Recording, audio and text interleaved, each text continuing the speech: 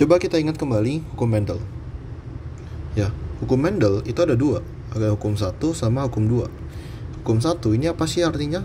Ini adalah sebenarnya intinya adalah probabilitas dari setiap gamet itu sama. Sedangkan hukum kedua ini adalah hukum segregasi bebas. Maksudnya gimana? Coba kita ingat kembali, ketika kita ada organisme, misalnya A besar A kecil dikawinkan sama A besar A kecil, maka gamet yang dihasilkan itu either A besar atau A kecil, A besar atau A kecil. Dimana probabilitasnya ini 50% kan munculnya, ini 50%. Gitu. Ketika kita kawinkan, kita akan dapat proporsi yang rata. Kenapa? Probabilitas dari A besar A kecil, A besar A kecil di sini itu sama. Maka kita akan dapat A besar A besar, A besar A kecil, A besar A kecil, A kecil A kecil dengan rasio yang sama, karena kita bisa dapat ini sekali, jadi kita dapat perkawinan ini sekali, kita dapatnya di sini, kita dapat ini sekali, kita dapat di sini, kita dapat ini sekali, dapat di sini, ini sekali, ini di sini. Sedangkan kalau kita ingat lagi hukum segregasi bebas, hukum Mendel kedua, kenapa dia bilang segregasi bebas? Misal kita ada dua gen, jadi ada gen A sama gen B. Hukum ini menyebutkan bahwa gen A ini harus ada di kromosom 1, sedangkan gen B itu ada di kromosom 2. Misalnya kita sebut ini kromosom 2 pakai warna merah kayak gini. Maka ketika kita ada organisme dengan genotip seperti ini misalnya, maka dia akan punya gamet seperti apa? A besar A kecil gini ya. A besar B besar, A besar B kecil, A kecil B besar, A kecil B kecil. Nah, ini dia akan juga mengikuti hukum Mendel 1. Di sini kemungkinan muncul A besar B besar itu 25%. Ini 25%, 25%, 25%. Ya. Jadi probabilitas semua gamet itu sama. Ini cuma bisa terjadi kalau kedua gen ini A dan B itu ada di kromosom yang berbeda. Sekarang gimana kalau misalnya kita ada pautan genetik? Oke, jadi ini hukum Mendel. Hukum Mendel itu cuma menjelaskan dua hal ini. Dia cuma menjelaskan kalau dua gen itu ada di kromosom berbeda. Oke, jadi ini kromosom berbeda. Gimana kalau misalnya kita ada satu kromosom? Ingat ya, kayak manusia sendiri. Kita manusia kan punya 23 pasang kromosom atau 46 kromosom.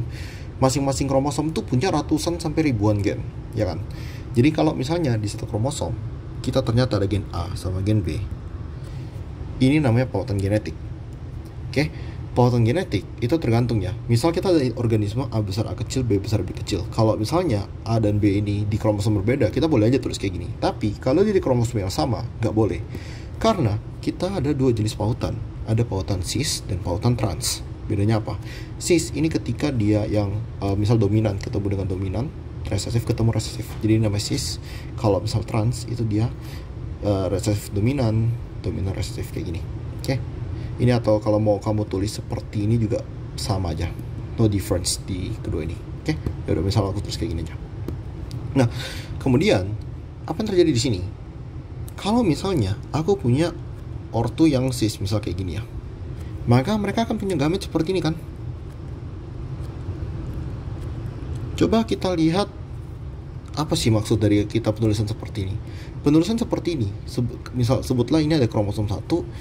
Ingat, kromosom kita sepasang. Kita sebagai organisme diploid, kita punya sepasang kromosom. Artinya apa? Aku punya 2 kromosom 1, aku punya 2 kromosom 2, aku punya 2 kromosom 3, aku punya 2 kromosom 4, dan seterusnya, ya kan? Kayak gitu. Jadi ini ada satu kromosom. Kita punya pasangannya. Jadi dia sama ya, punya pasangan kayak gini. Kenapa ini lebih gede? Sama. Oke. Jadi ini maksudnya di salah satunya ini ada ini ada gen A besar, ini ada gen B besar di sini. Di sini ada gen A kecil, di sini ada gen B kecil. Oke.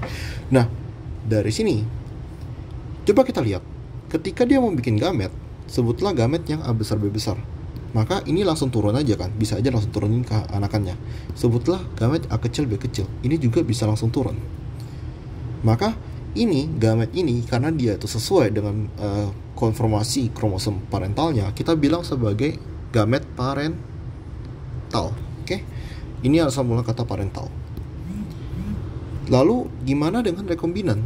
Gimana dengan dua di bawah ini? Misalnya aku kasih highlight warna merah lah ya. ini sama ini. Gimana dengan mereka?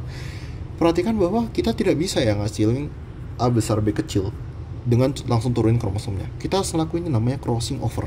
Oke, kita harus ada namanya crossing over atau pindah silang. Crossing over ini bakal bikin, misal kita start dari sini, kita crossing over ya, kita crossing over ke sini seperti ini. Jadi ada pertukaran dari kromosomnya ya. Jadi misal kita start dari sini, crossing over ke sini, maka kita bisa mendapatkan kromosom yang seperti ini jadinya. Ini A besar, ini B kecil, ini A kecil, B besar. Ya, lihatlah bahwa di sini kita dapat kromosom rekombinan. Makanya, kenapa dibilang ini rekombinan? Karena dia cuma terbentuk dari rekombinasi. Rekombinasinya kenapa? Karena terjadi crossing over. Satu hal yang ingin aku jelasin sini ya, ingin aku tekankan. Crossing over ini kejadian yang sifatnya lebih langka. Oke, ini dia tuh lebih langka kejadiannya daripada yang kalau langsung diturunin gitu aja. Parental. Langka, bukan langka. Karena dia langka, dia tuh kejadiannya kurang dari 50%. Maka kita bisa ekspektasi bahwa di sini parental itu akan lebih dari 50%, sedangkan rekombinan tuh kurang dari 50%. Kayak gitu. Karena dia lebih jarang. Ini melanggar apa? Ini kan melanggar hukum Mendel ya, hukum Mendel kedua, di mana dia tuh nggak terjadi segregasi bebas dan rasio antar gamet itu tidak setara. Perhatikan di sini awalnya semua 25%. Tapi di sini kita mendapatkan parental yang 50%, rekombinan yang kurang dari 50%.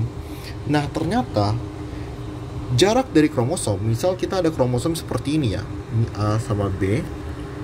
Dengan kromosom misal seperti ini, ada C sama D. Ternyata jarak dari A ke B dan C ke D ini mempengaruhi rekombinasi. Semakin jauh jaraknya, jadi semakin jauh jarak A ke B, maka tingkat rekombinasi itu akan sangat tinggi. Sedangkan kalau dia makin dekat, rekombinasinya makin rendah. Kok bisa?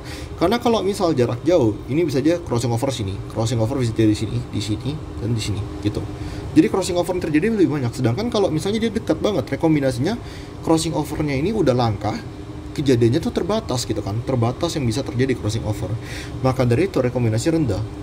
Di sini kita bisa lihat juga. Jadi kalau misalnya nilai rekombinasi, persentase rekombinasi itu dia rendah, artinya rekombinasi di sini dia rendah. Artinya apa? Jarak gennya ini dia dekat.